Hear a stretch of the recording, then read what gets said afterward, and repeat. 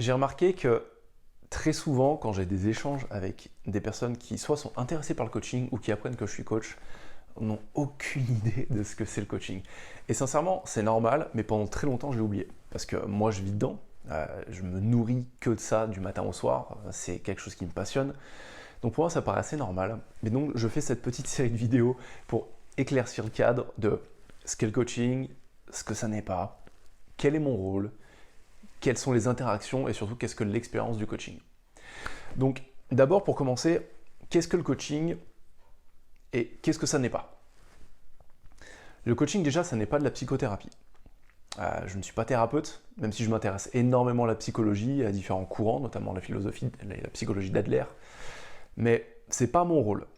Des fois on va creuser un peu dans le passé, parce que je trouve ça intéressant de comprendre qui tu es en tant que personne, qui est mon client en tant qu'être humain, quelle est son expérience de la vie. Mais fondamentalement, ce sur quoi je suis intéressé, c'est deux choses. C'est le futur, ce qu'il y a à créer, et comment est-ce qu'on peut le créer dans le présent.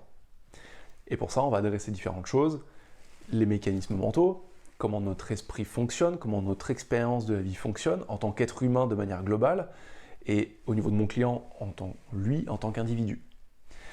Donc l'objectif est vraiment de s'ancrer dans le présent pour créer un futur qui est vraiment intéressant et qui est important pour la personne, pour le client. Voilà fondamentalement déjà ce que c'est le coaching. C'est pas de la psychothérapie.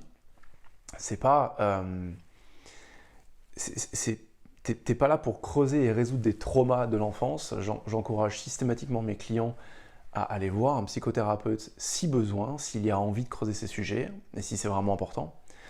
Mais fondamentalement, le coaching, c'est l'art des possibilités. C'est d'ouvrir le champ des possibles, de voir ce qui est capable de créer, de comment on veut le faire, et après, en fait, de développer un plan pour y arriver.